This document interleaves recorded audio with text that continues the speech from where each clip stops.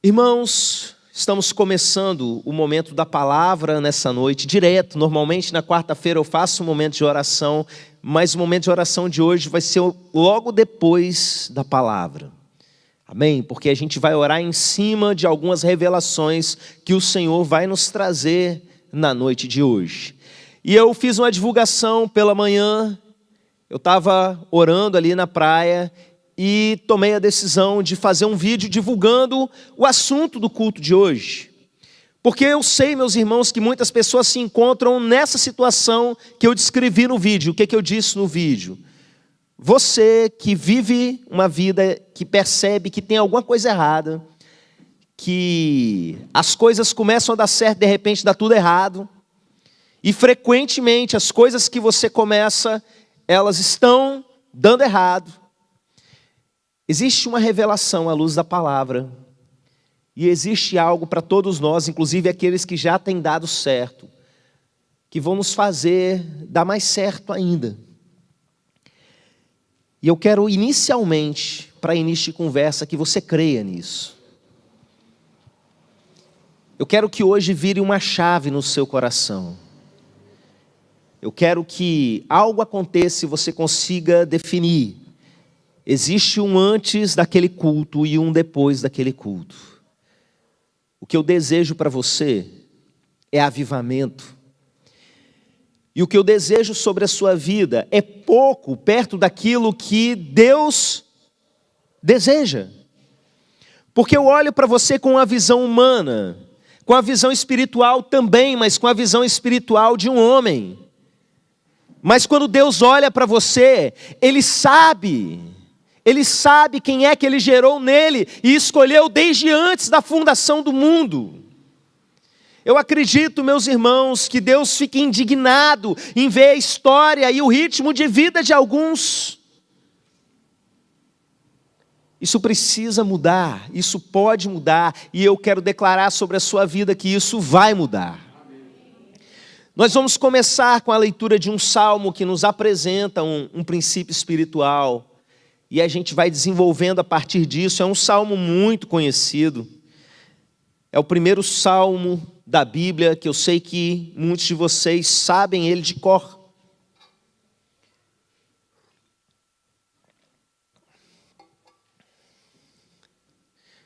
Amém? Você que é novo no Evangelho, é só pegar a sua Bíblia e abrir no meio que você vai achar o livro de Salmos. E aí você vai voltando até chegar no capítulo 1. Diz assim a palavra do Senhor, no Salmo 1. Bem-aventurado o homem que não anda no conselho dos ímpios, não se detém no caminho dos pecadores, nem se assenta na roda dos escarnecedores. Antes, o seu prazer está na lei do Senhor, e na sua lei medita de dia e de noite. Ele é como árvore plantada junto à corrente de águas, que no devido tempo dá o seu fruto, e cuja folhagem não murcha, e tudo quanto ele faz será bem sucedido. Os ímpios não são assim, são porém como a palha que o vento dispersa. Por isso, os perversos não prevalecerão no juízo, nem os pecadores na congregação dos justos. Pois o Senhor conhece o caminho dos justos, mas o caminho dos ímpios perecerá. Amém, meus irmãos? Existem princípios espirituais que funcionam basicamente como as leis da natureza. Você conhece várias das leis da natureza. Você sabe que se você está na superfície do planeta Terra, jogar alguma coisa para cima, a gravidade vai puxar isso na direção do planeta. Você sabe que se você colocar a sua mão numa panela quente, o calor que está saindo ali daquela chama aqueceu a panela, e agora aquele calor vai passar imediatamente para a sua mão. E meus irmãos, ninguém é doido. Aliás, tem gente que é doida, né? Mas eu acredito que nenhum de vocês é doido de botar a mão numa panela quente. Você está indo contra um princípio da natureza. E para a gente ter uma vida dentro daquilo que a gente pode viver, daquilo que Deus escreveu para a gente precisa entender princípios espirituais que foram esquecidos ao longo do tempo. Eu acredito que no início, na criação, antes da queda do homem, essas coisas eram muito naturais para o ser humano, mas depois que o ser humano caiu, se afastou de Deus, a gente acabou vivendo como humanidade um caminho que foi se esquecendo, que foi se perdendo ali, até das primeiras gerações. Eu acredito que mesmo depois que o homem pecou, alguns ensinamentos, algumas sabedorias, continuaram ainda sendo transmitidas oralmente. A gente percebe que os homens viviam muito mais nas primeiras gerações, a Bíblia mostra a respeito disso, e algumas coisas muito mais saudáveis das primeiras culturas que existiam, que foram se perdendo. Mas se a gente começa a recuperar alguns princípios espirituais, a nossa vida pode ir muito mais longe do que tem ido. E esse salmo fala de um tipo de prosperidade. E eu quero lembrar vocês que a prosperidade que a Bíblia fala não tem a ver com você ganhar o seu primeiro milhão, ou se tornar um milionário, um bilionário, um trilionário nesse mundo. Mas tem a ver com algo que é o seguinte: tudo quanto você fizer, prosperará. É isso que eu desejo sempre para a minha vida. E é isso que vai ser derramado sobre a sua nessa noite. Esse salmo, ele começa fazendo uma diferença entre dois perfis de pessoas, que são o ímpio e o justo. E é complicado a gente chegar e tentar se encaixar nessas categorias, e eu tentar começar a explicar para você o que é um ímpio, o que é um justo, dentro dessas categorias do Antigo Testamento, porque assim, ninguém quer ser considerado ímpio na história. Aliás, ímpio é xingamento gospel, né? Aquele cara lá é um ímpio. Ao mesmo tempo que justo, deixa a gente às vezes numa situação um pouco desconfortável, porque parece um pouco de presunção a gente se declarar justo, né? Não, eu sou um justo nessa terra, você sabendo das coisas erradas que ainda carrega na sua vida. Mas a gente vai olhar para essas duas categorias, meus irmãos, não definindo elas.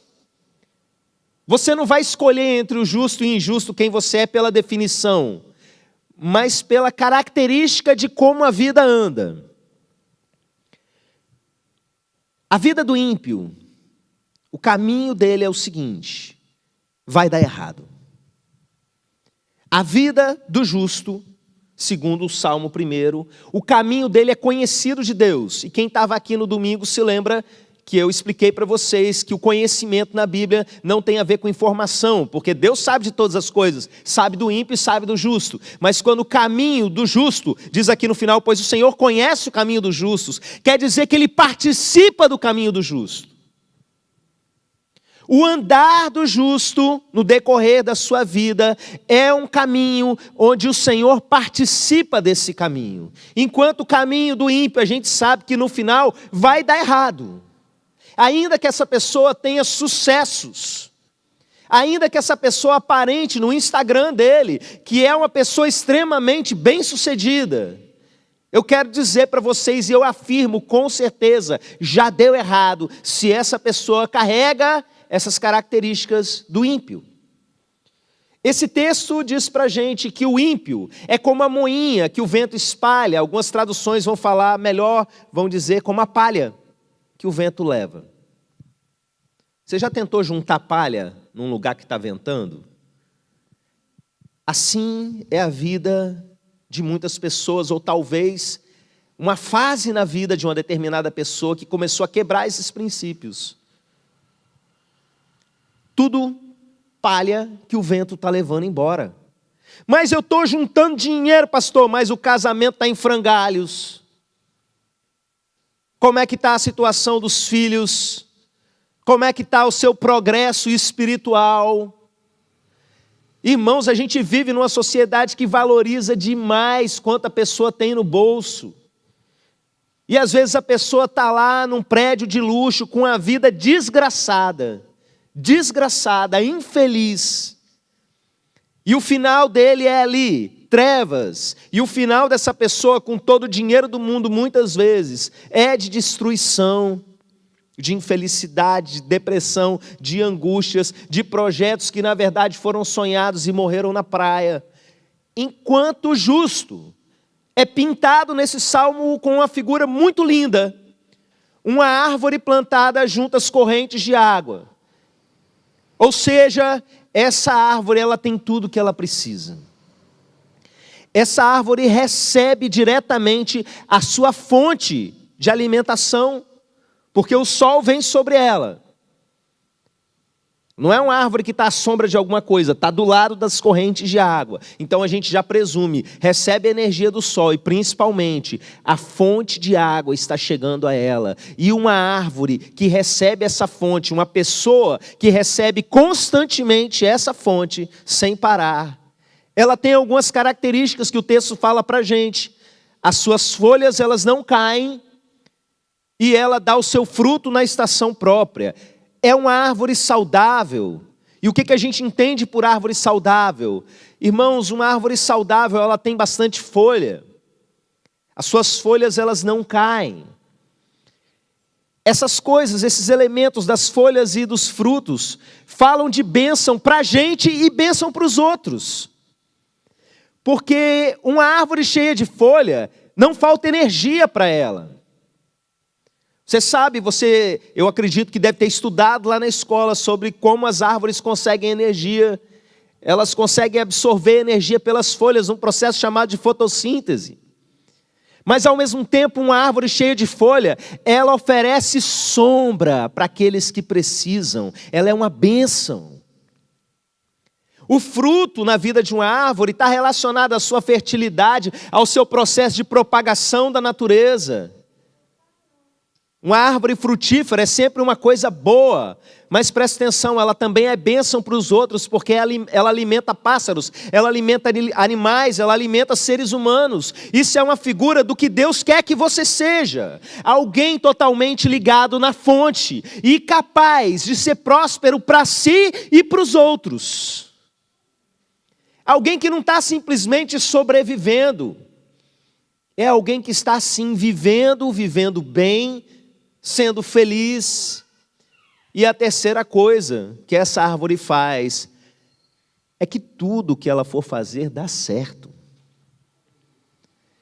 Imagina a sua vida, qualquer coisa que você vai fazer vai dar certo, vai dar certo. Eu vou fazer um bolo, deu certo. Eu vou fazer um campeonato de bolinha de gude, deu certo. Eu vou casar, já deu certo. Você está entendendo? E esse texto ele mostra para a gente algumas coisinhas que a gente precisa entender sobre por que isso não acontece na nossa vida da maneira como deveria. Por que isso não está se cumprindo do jeito que deveria se cumprir? Por que tudo que eu estou fazendo eu não posso afirmar que está dando certo? O Salmo começa dizendo, bem-aventurado, que quer dizer, esse cara é feliz. Aquele que, e ele fala ali 3 coisas básicas, bem-aventurado o homem que não anda no conselho dos ímpios, ou seja, toma cuidado com quem você escuta. E hoje a gente escuta muita gente, hoje a gente abre o YouTube, escuta muita gente dando conselho, hoje a gente segue influencers nas redes sociais de uma maneira geral, e a gente segue muitas vezes gente ímpia.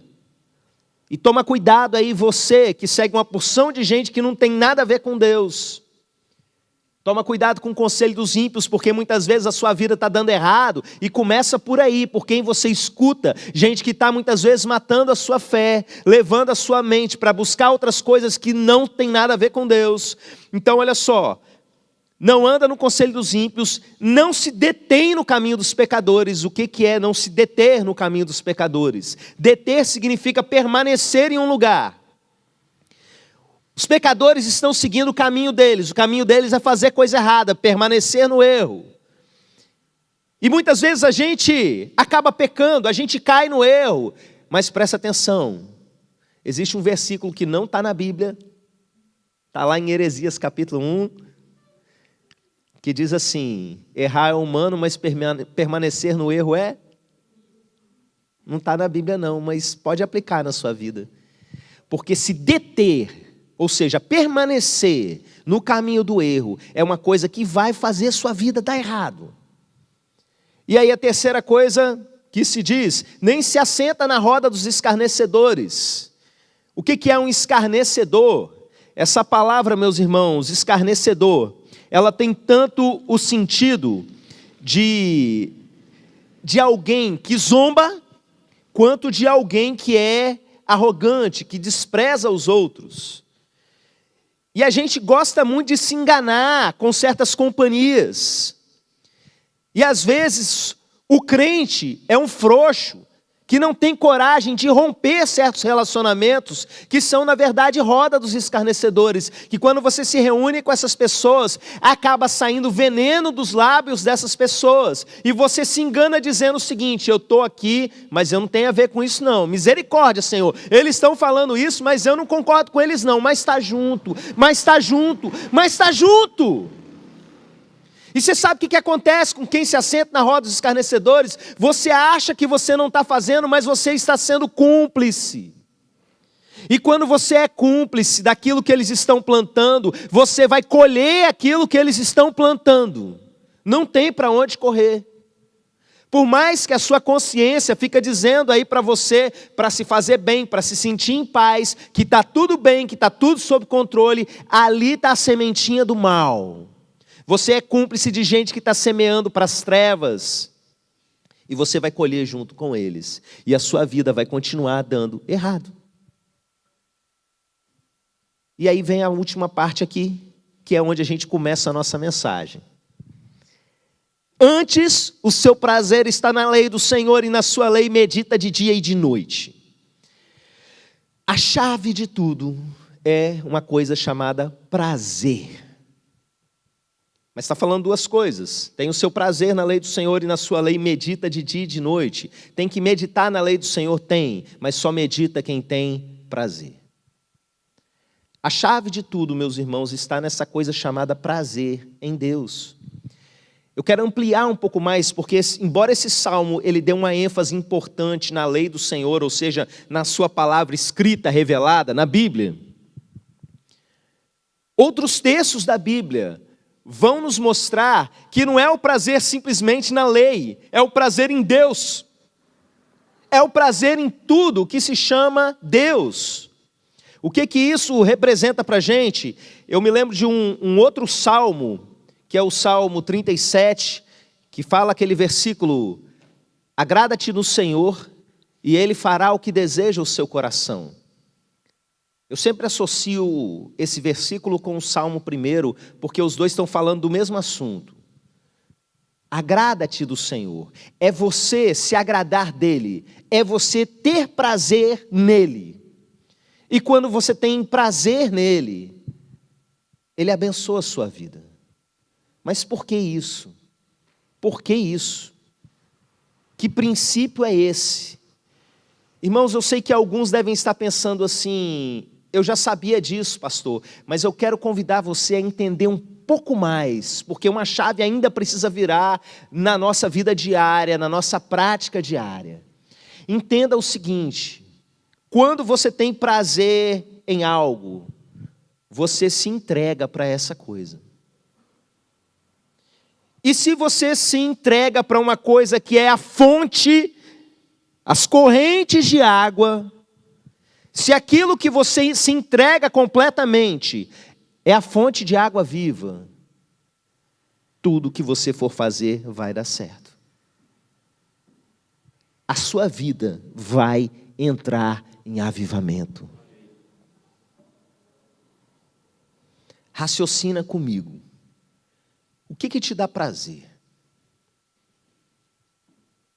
Provavelmente alguns aqui, alguns na verdade eu sei, tem prazer em assistir série, uma série boa, bem feita. Sabe, aquela série de televisão que quando você termina ali um episódio, tá lá tantos segundos para começar o próximo, você fica assim: nossa, eu vou ver mais um pedacinho, tá na hora de dormir, mas não, acabou de um jeito tão bem feito que eu quero ver a continuação.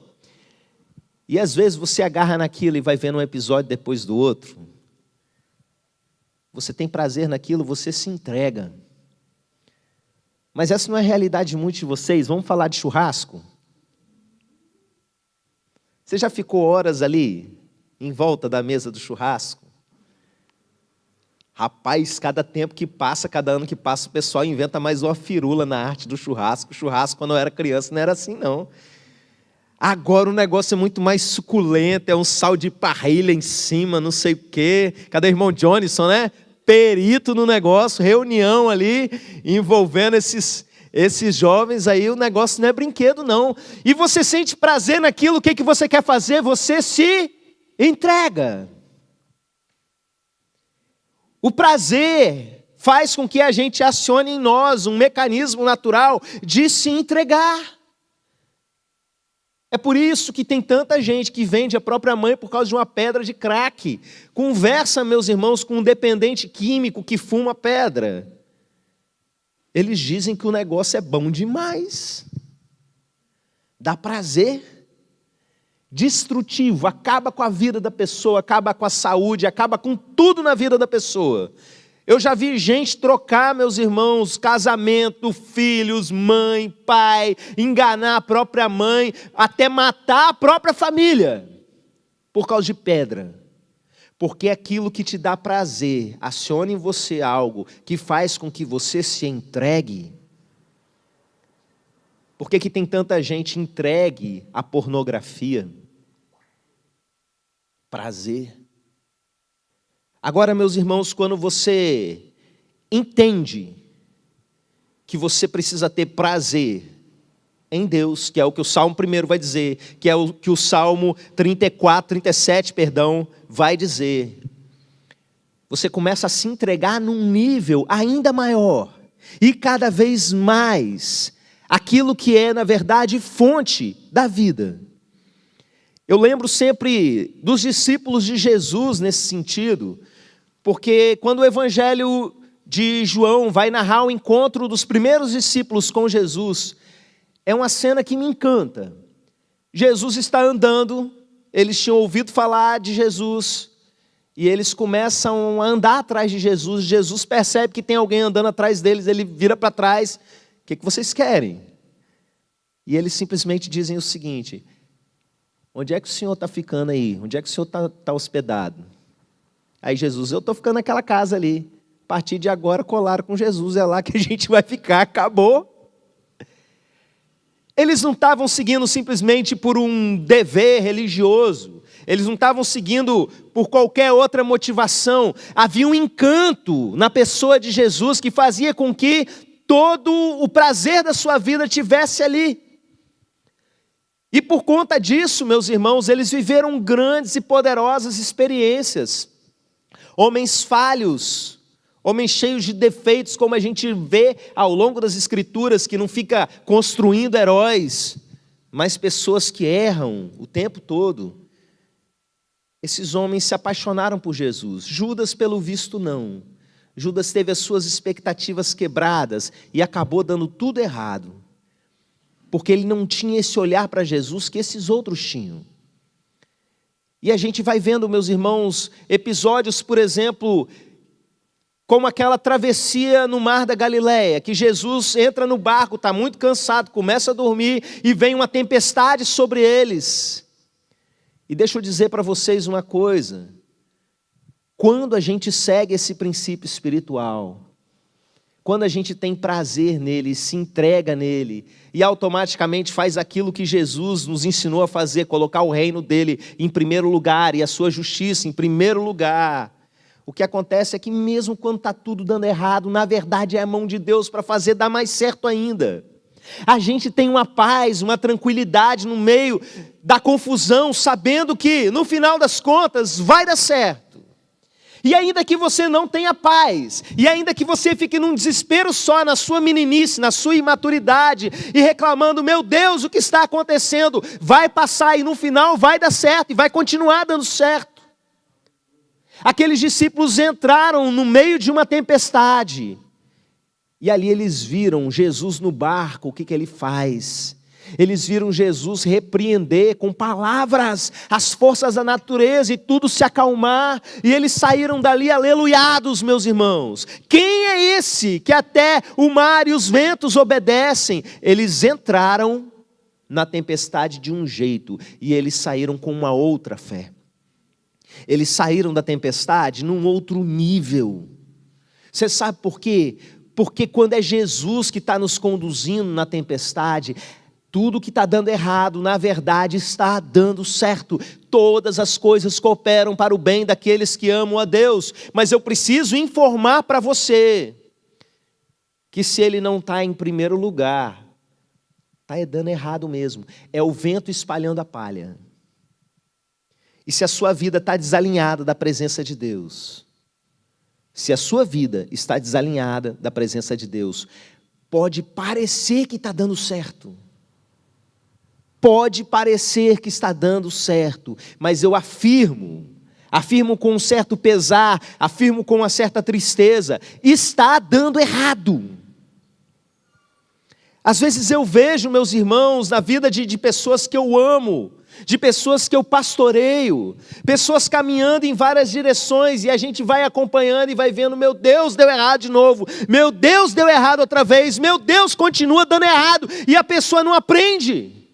E eu vejo às vezes alguns na ilusão de que está dando certo, na ilusão de que está prosperando, mas na verdade estão com o coração cada vez mais frio, cada vez mais distante, longe dos processos que Deus tem para a sua vida.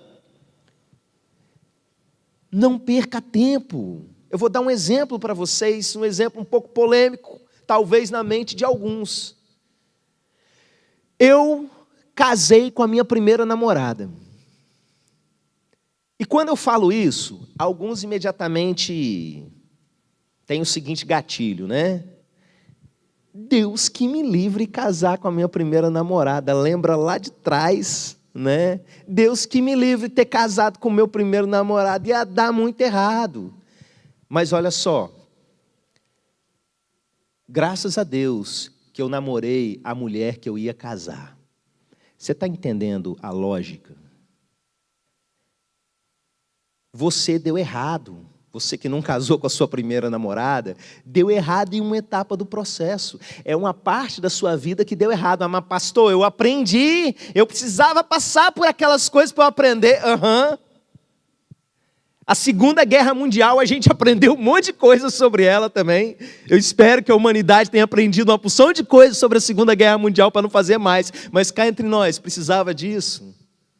Precisava das bombas de Hiroshima e Nagasaki, precisava do holocausto judeu, Hitler fazer aquela papagaiada toda, precisava. Não! Isso tem a ver com os nossos caminhos errados, com os nossos processos errados, com escolhas erradas que a gente vai fazendo na vida, porque não está no primeiro lugar. O seu prazer não está no lugar certo. Eu não sei se ficou claro esse exemplo da namorada que eu dei, mas eu estou falando de um episódio na história da gente que define muita coisa. Pastor, eu já estou aí no meu 3º casamento, eu não posso te dar os parabéns por isso, eu espero que você seja feliz nesse, mas eu quero te dizer, uma parte da sua vida deu errado, não foi isso que Deus sonhou para você. E pode ser que tenha dado muito mais coisa errada do que isso. Uma pessoa, que é o justo lá do Salmo 1, que é a árvore, que está ligada diretamente às fontes de água viva. Tudo o que ela faz prospera. É bênção para ela e é bênção para os outros. Eu não quero para a minha vida nada que não seja isso. Tudo quanto fizer prosperará. Você precisa aumentar o seu nível de prazer em Deus. Irmãos, é muito importante a gente ter uma vida disciplinada para as coisas de Deus. O que é disciplina? Disciplina tem a ver com você se forçar a fazer algo que você sabe que é necessário, mesmo quando o seu corpo diz não, mesmo quando a sua carne diz não. É uma estrutura que é montada na nossa mente desde que a gente é criança. Quando a gente, por exemplo, está caminhando junto com o papai e a mamãe e começa a pedir colo. Ai, eu estou cansado. E o pai fala, não, você vai andar. E o pai e a mãe insistem que você tem que fazer algo além. Que quando você é criança e chegou a hora de ir para a escola de manhã, você não quer sair da cama. E o seu pai e a sua mãe viram e falam assim, você vai levantar e vai para a escola sim. Você vai aprendendo que a sua vida é assim, que você precisa se disciplinar para ser algo que você ainda não é. Então, por exemplo, existem disciplinas espirituais que ajudam a gente a mortificar a carne, o jejum é uma delas.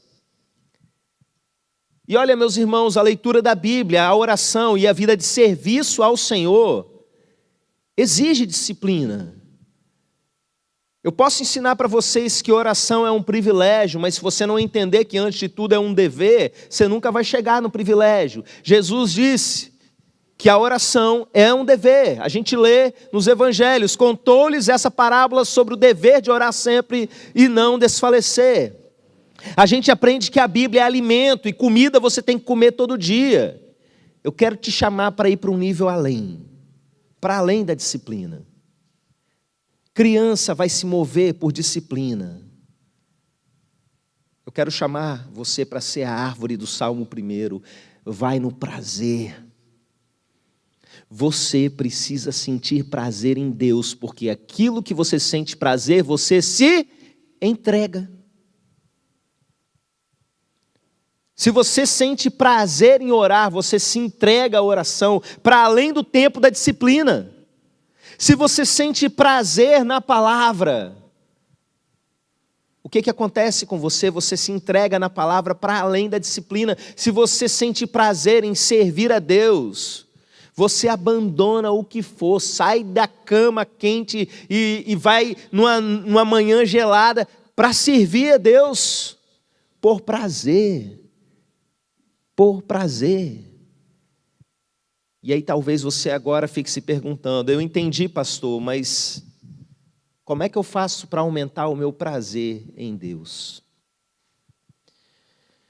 Aquilo que você sente prazer, você se entrega. Mas quanto mais você se entrega, mais há prazer.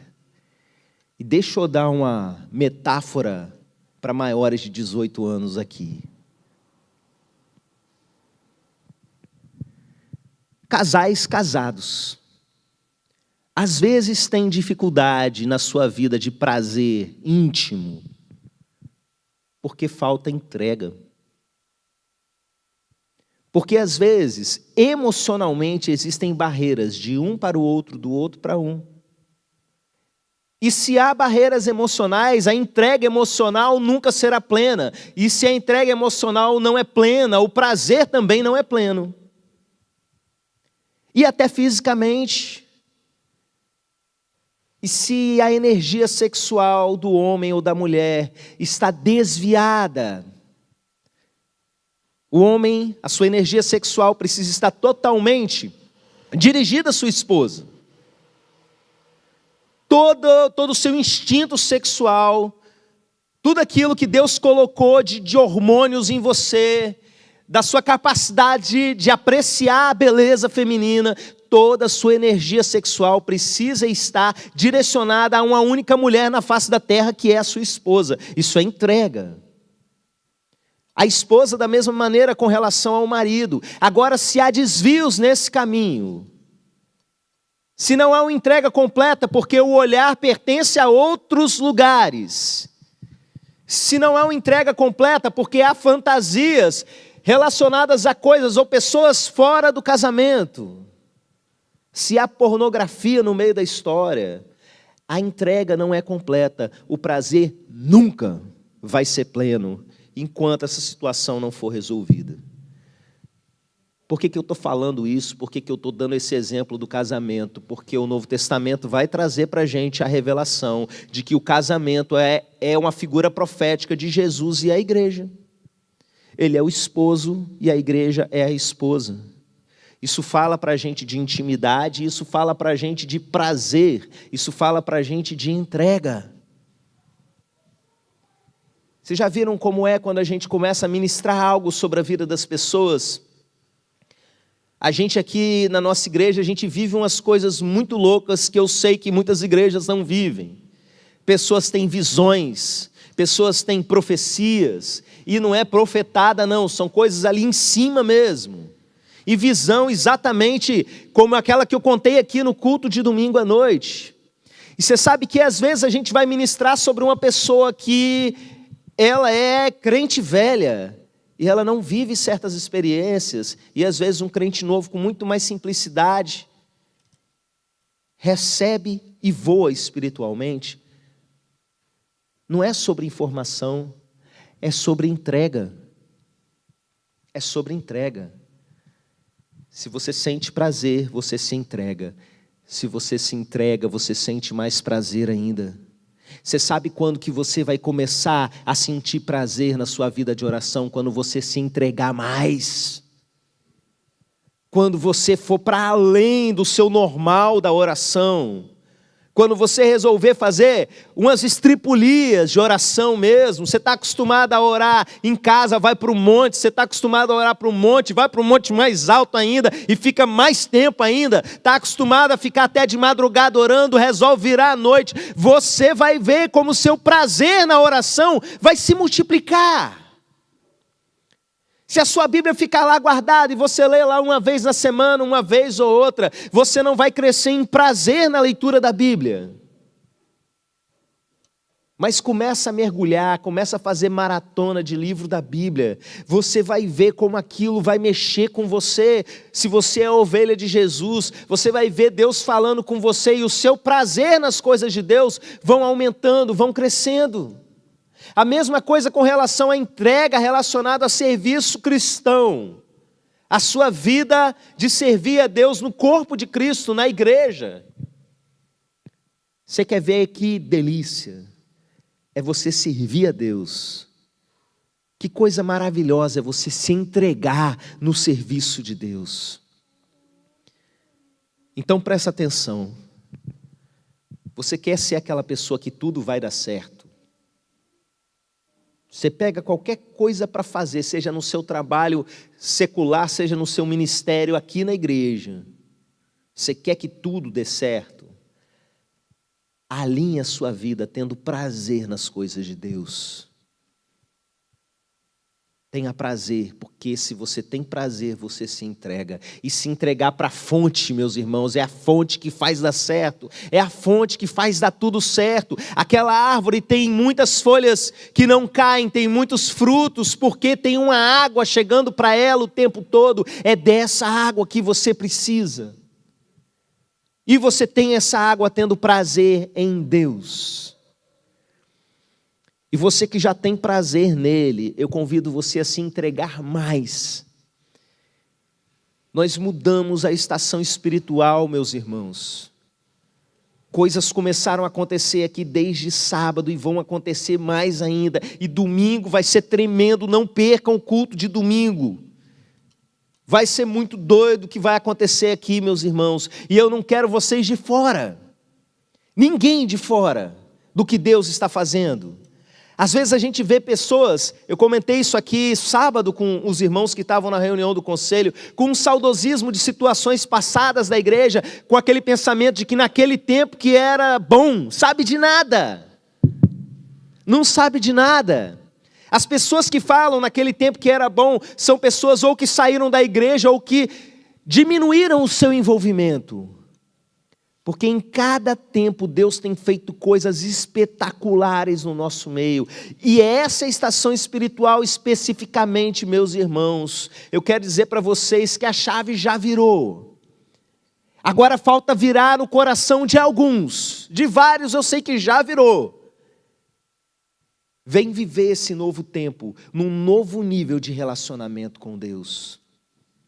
Eu quero desafiar você a se entregar mais, a ter prazer em Deus e a desfrutar de toda a prosperidade que essa fonte de águas vivas tem para você. Ele vai transformar o seu casamento. Ele vai transformar o seu relacionamento com os seus filhos.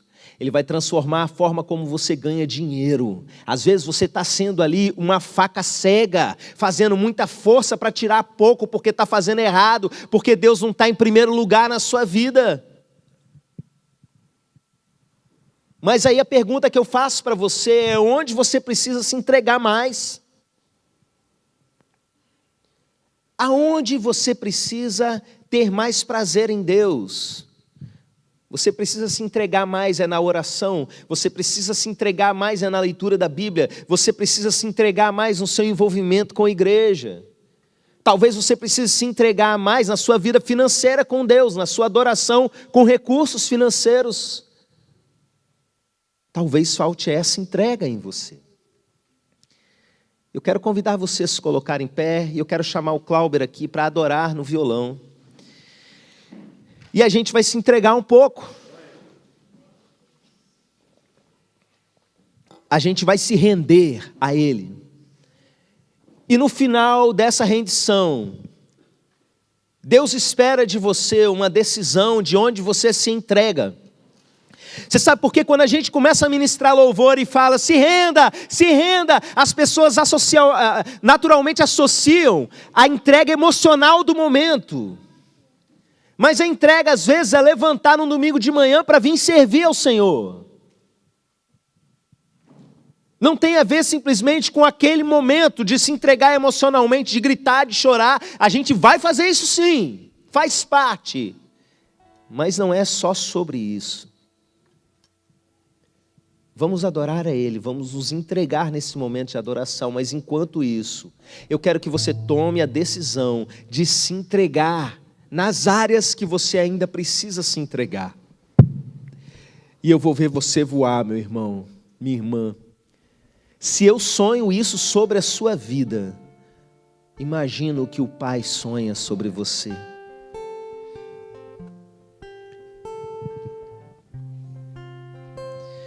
Feche os seus olhos, levante as suas mãos e comece a buscá-lo como quem deseja, Você deseja o Senhor?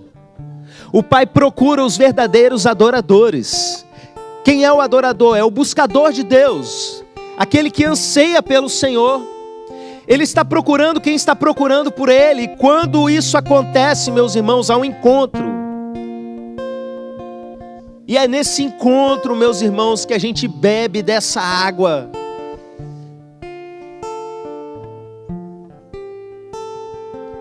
Deseje Ele. Vai se entregando e vai desejando mais.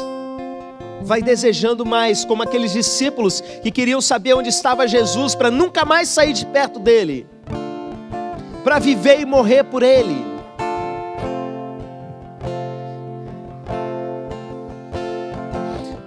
O meu prazer está em Ti, Senhor. O meu prazer está em Ti. Você pode levantar a sua voz, você pode chorar na presença dEle, você pode gritar, você pode ter o seu deleite completo, emocional, psicológico, de tudo na sua vida. Anseie por Ele. Deseje Ele com a sua mente, com o seu coração, com o seu corpo. Algo vai ser liberado agora do céu sobre a sua vida, sobre todo aquele que se posiciona diante do Senhor dizendo eu quero mais, eu me entrego mais. Você é capaz de tomar essa decisão? Diga sim, eu quero mais, eu me entrego mais, eu desejo mais, o meu prazer está em Ti. Eu quero convidar você que quer isso sobre a sua vida, está tomando a decisão de se entregar mais ainda, de se render mais ainda, se posicionando em alguma área específica na sua vida, ou em várias áreas da sua vida, ou em toda a sua vida. Sai do seu lugar e vem para cá, que eu vou orar sobre a sua vida especificamente.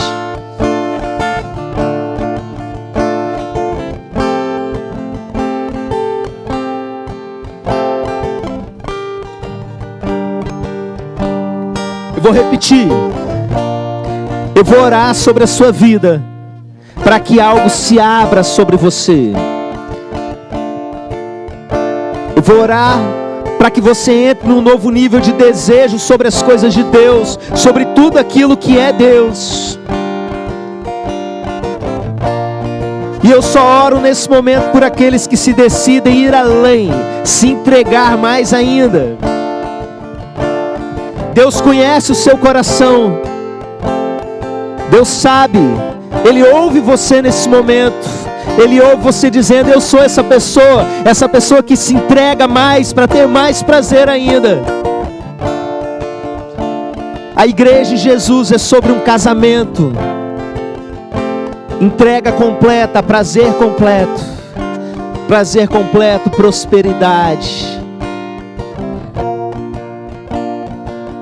Pai, como pastor sobre esses irmãos, eu oro, não só sobre eles, mas aqueles que de casa se posicionam diante do Senhor, ou em qualquer outro ambiente, onde alguém vai ouvir essa mensagem, ou está ouvindo agora essa mensagem, onde tem alguém se posicionando diante do Senhor, dizendo: eu me rendo, eu me entrego mais. Na autoridade espiritual que o Senhor me deu, eu declaro com fé sobre a vida dessas pessoas, que algo novo está começando. Nós oramos por esse momento, meu Pai, e algo está se cumprindo agora, um novo nível de paixão sobre os corações, um novo nível de amor pela Tua palavra, meu Pai. Não só uma leitura de curioso, não só uma leitura de informação, mas um relacionamento com o Senhor, a Bíblia aberta sendo lida, porque é o Senhor falando conosco. Em nome de Jesus, derrama amor, derrama amor, derrama amor, derrama desejo, derrama paixão. Eu oro pela vida de oração desses, meu Pai. Meu Deus, que eles sejam capazes de se levantar na madrugada, que eles sejam capazes de levantar mais cedo, dormir mais tarde, só para estar em Ti, meu Pai, só para estar buscando a Tua presença, meu Deus, só para conversar contigo, com tempo de qualidade com o Senhor, porque amam a Tua presença, porque desejam mais, querem se entregar mais, meu Pai. Seja derramado agora um novo nível.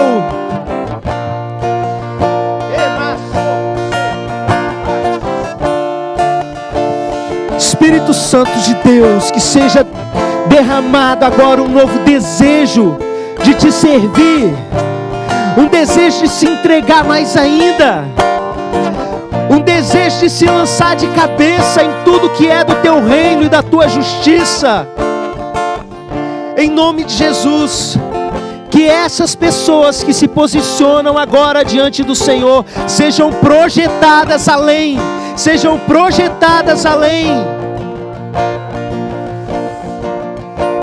Eu oro, meu Pai, por toda essa igreja, eu apresento ela diante do Senhor. Ela é a Tua igreja, é o Teu povo.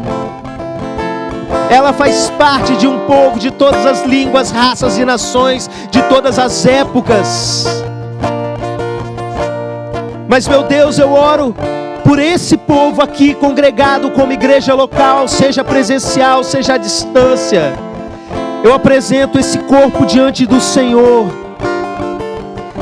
Meu Pai, essa igreja é Tua, eu volto a dizer, ela é Tua. Por isso faz conosco que o Senhor bem entender. Cada pessoa que se considera parte dessa igreja, meu Pai, estamos aqui para viver ou para morrer pelo Senhor.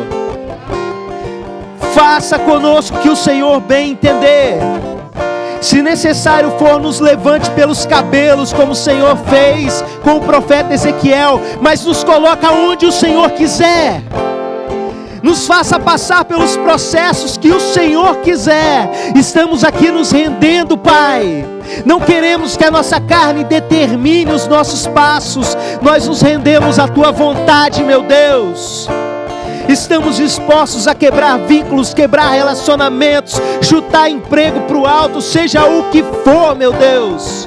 Qualquer coisa, meu Pai, se o Senhor assim nos mandar, se o Senhor assim nos direcionar, estamos dispostos a nos levantar mesmo cansados, se o Senhor assim nos mandar, porque a nossa fonte vem do Senhor, o nosso renovo está no Senhor. O Senhor é a fonte de água viva, que faz com que as nossas folhas parem de cair, que faz com que a nossa vida seja frondosa, seja frutífera. Meu Pai, eu declaro sobre esse povo que tudo que eles forem fazer prosperará.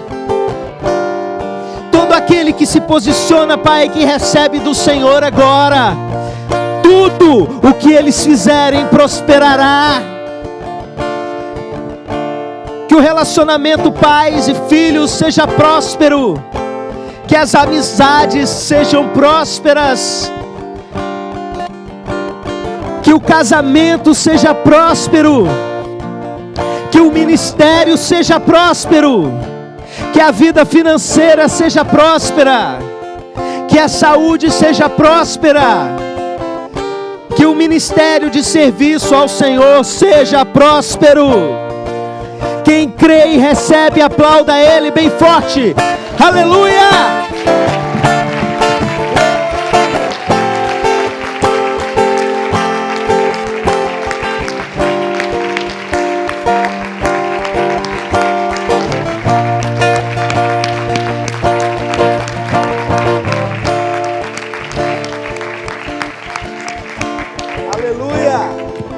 Você que está de longe pode vir domingo, vem para cá. 9 horas da manhã a gente já está aqui queimando o coração. Esse lugar vai pegar fogo, meus irmãos. Domingo à noite quero as famílias aqui reunidas. Vai ser bênção pura. Amém? Igreja pode se assentar. A chave virou, meu irmão.